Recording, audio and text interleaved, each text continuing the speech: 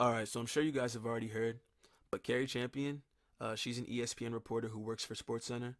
She introduced a new show in which she casually interviews some prominent sports figures in an Uber. Uh, so her first two athlete interviewees were LeBron James and Kevin Durant. Right off the bat, I'm gonna say I'm not a fan of how casually the interview was conducted. I get that Carrie wants people to feel comfortable and she wants to be able to connect with her target audience, which may be more of an urban population. But the casual cursing and the overuse of slang, I think, diminishes what they actually have to say, especially when they're talking about real issues and they have good points and they're talking about controversial topics. You can definitely leave the cursing out. When you're inarticulate and you don't have good diction, sometimes it's harder to convey your message, and that hinders you from properly communicating your message to the masses. That's why I'd urge everybody of all ages, all races, to try to gain a good command on the language. And obviously, you can do this by reading more, expanding your vocabulary, because it does allow you to convey your message that much easier. When you know exactly which words to use to most accurately describe what you're trying to say, it makes it that much easier for you to transfer your point to other people. But with that being said, a Fox News reporter, Laura Ingraham, responded to some of the comments made during the interview by basically demeaning both LeBron James and Kevin Durant. She labeled them as strictly athletes who were only good for their physical ability and completely disregarded their actual opinions. She focused primarily on their grammar, which, like I already said, does take away from the impact of their points.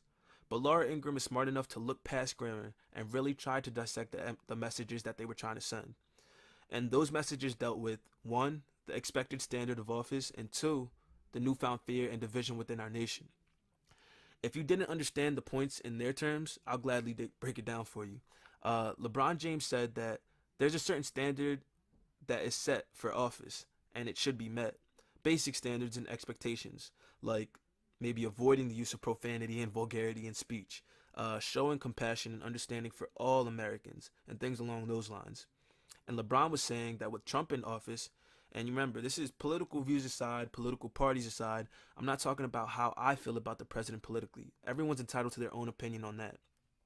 But professionally, Trump is not meeting the basic standards and expectations we'd assume of a president.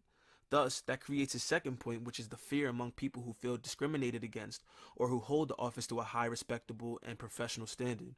And that causes fear for a precedent that's being set for future generations. Because if the president can speak in certain ways and act in certain ways without fear of being punished or reprimanded, it trickles down, and now other people feel more confident when acting and speaking in ways that may have been viewed as unacceptable before Trump's presidency. Trump has said and has wrote things that most employees would get fired for saying. I'd get fired for saying some of the things that Trump has said. We'd punish our kids for saying some of the things that Trump has said. And that may be why Laura Ingraham felt that she could so freely and so impulsively say what she did. Here's her quote. The key parts of what she said that I want to quickly focus on is her statement that athletes only get paid to bounce a ball and that they need to shut up and dribble. Firstly, the role of an athlete extends far past the basketball court or the soccer field or the football field. They're role models to the youth and they're prominent figures in our society. How they act and the opinions they have definitely represent our society in a major way.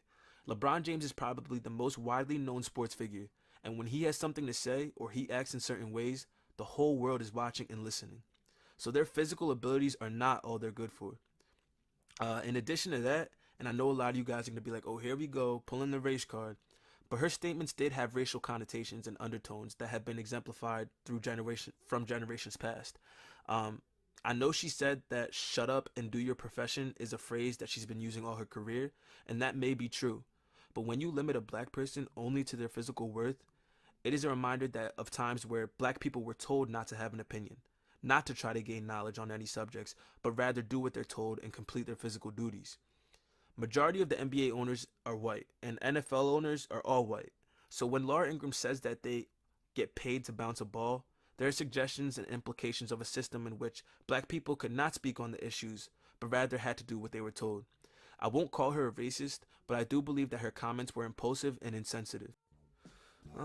Remember, this isn't a race page or a black activism page despite the content of these first couple posts. These are just topics that I think are relevant and are worth discussing. I know this post is really long and the next one's probably going to be pretty long too, but I just think they have a lot of points that I want to address and there's a lot of layers to them. Most posts won't be that long though. But let me know what you guys think and I'd appreciate the feedback.